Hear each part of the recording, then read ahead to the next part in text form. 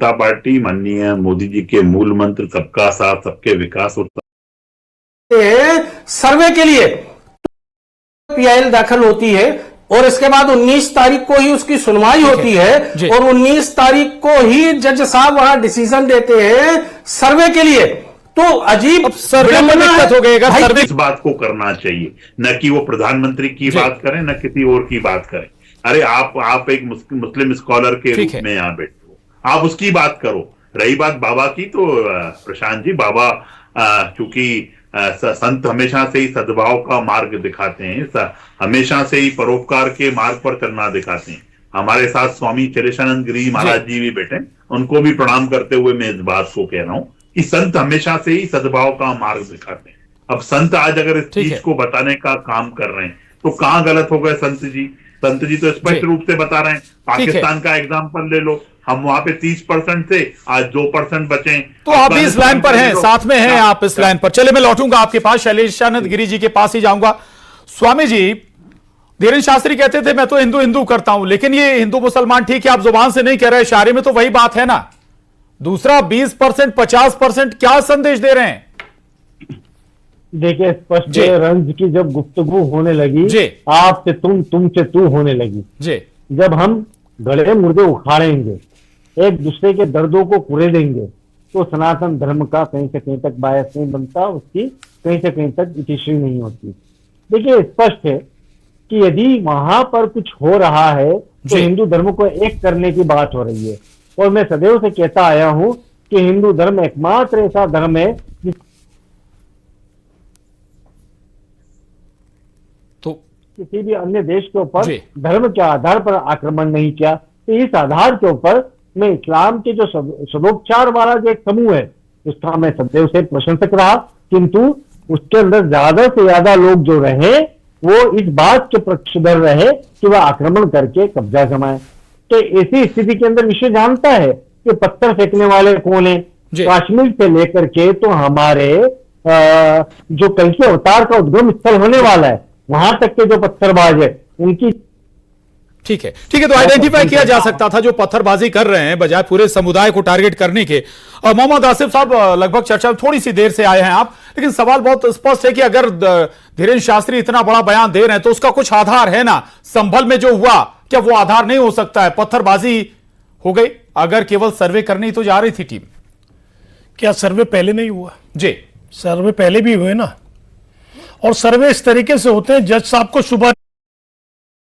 शरद जोशी जी, ये बताइए, क्या ये मुद्दा, इस पर चर्चा नहीं करनी चाहिए? जो मुद्दा वाकई जिसमें राजनीति नजर आ रही है, बड़े बड़े नेता नजर आ रहे हैं, सेलिब्रिटीज नजर आ रहे हैं, और मुद्दा क्या आम जनता से जुड़ा नहीं है क्या?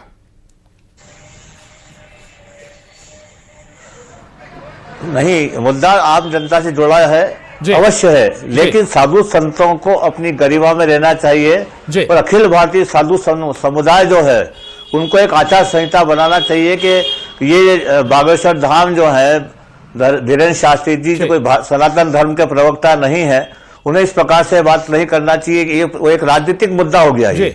क्योंकि राजनीतिक नेता भी जो है वो धर्म की बात करते हैं अपने अपने वोटों के खातिर, और दूसरी तरफ हम कुछ साधु संतों भी इस प्रकार की बात करने लगेंगे, देश में हालात और बिगड़ेंगे। अभी देश के हालात ठीक नहीं है, जहां दुनिया में सनातन धर्म का डंका बज रहा है, मुस्लिम देशों में भी सनातन धर्म के मंदिर बन रहे हैं, हिंदू धर्म मंदिर बन रहे हैं, हिंदू मंदिर बन रहे हैं। ऐसे में विदेशों में भारतीय संस्कृति और सनातन धर्म का बोलबाला हो रहा है।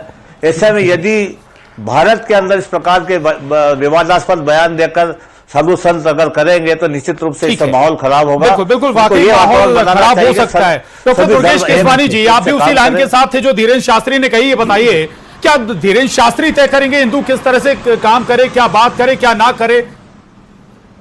देखिए प्रशांत जी, बाबा विश्वविख्यात संत हैं जी, और आग लगी आकाश में, जर्जर गिरे अंगार, संत न होते जग में तो जल मरता संसार। अगर कांग्रेस के यहाँ पे जो प्रवक्ता बैठे हैं वो एक विशेष वर्ग की बात कर रहे हैं, तो क्या हम अपने हिंदू समाज को छोड़कर बात करेंगे क्या? आप होते कौन हो? आप ये बताओ कि अगर आप तय करोगे कि जजमेंट कब आएगा और जजमेंट कब नहीं आएगा।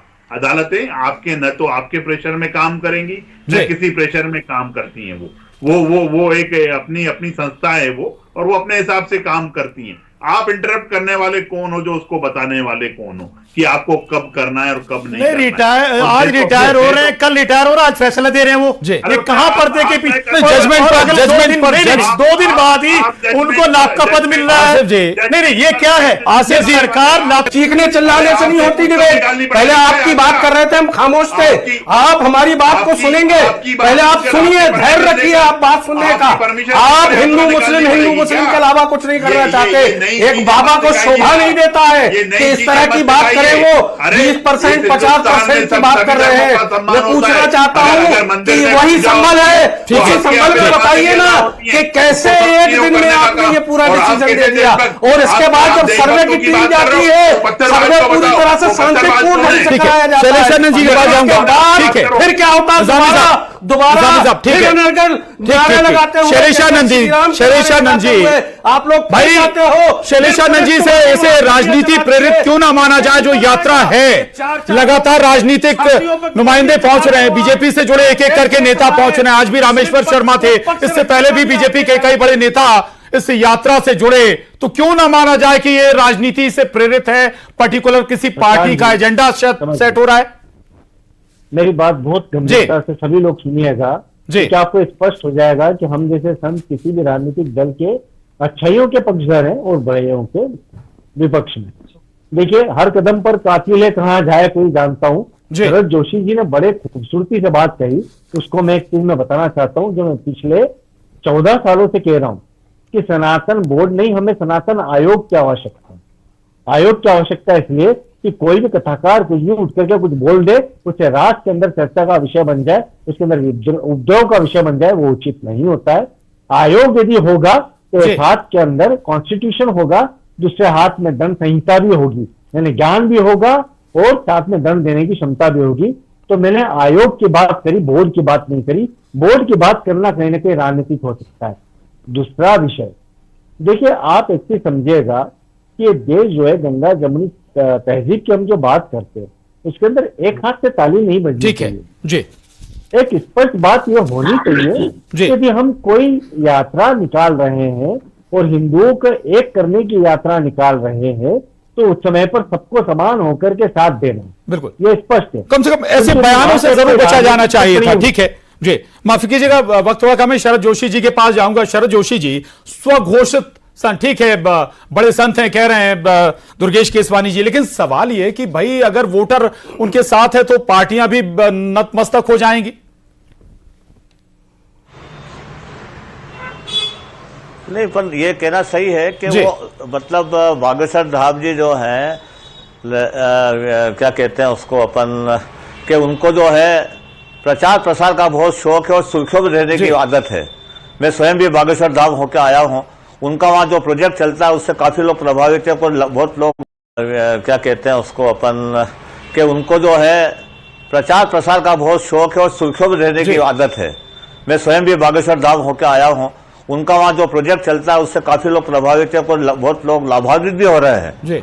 लेकिन इस प्रकार के बयान देकर, इस प्रकार की टिप्पणियां करके वह अपनी इमेज को खराब कर रहे हैं, और संत समुदाय पे इसका असर पड़ता है, छींटे पड़ते हैं। क्योंकि भारतीय संस्कृति और सनातन धर्म एक बहुत बड़ा विषय है। जैसा अभी स्वामी जी ने कहा कि सनातन आयोग बनना चाहिए, और हिंदू धर्म इतना व्यापक है, वो सबका समावेश करता है, और एक हिंदू समाज का प्रतिनिधित्व करने वाला व्यक्ति और साधु संत इस प्रकार की बातें करता है, तो इससे वातावरण देश का विषैला होगा। और इस विषैले वातावरण को रोकने के लिए साधु संतों का दायित्व है। उनको चाहिए कि वह मिलजुल कर जो है सभी लोगों को एक साथ, बड़ी जिम्मेदारी है साधु संतों की भी। डॉक्टर दुर्गेश केसवानी जी, चुनाव थे महाराष्ट्र के, झारखंड के, बहुत सारे कटेंगे।